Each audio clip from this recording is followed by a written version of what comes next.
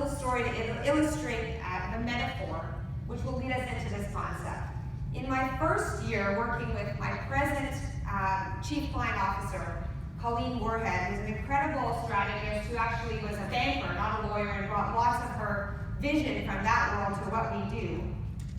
She and I were working together on our alumni program, and I'm sure lots of you think about alumni as a revenue opportunity because alumni are typically quite loyal, even if they've moved on.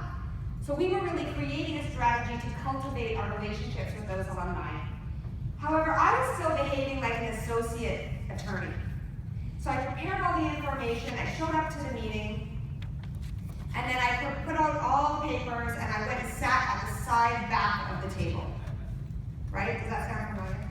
And she said, no, you're gonna go take the seat at the middle of the table, and you are gonna run this meeting, and maybe this is your program. And off I went. And that moment changed my entire experience of my own ability to take a seat at the table. I turned on my confidence, I showed up, and I made space for myself to become a strategist and lead the discussion as opposed to step aside.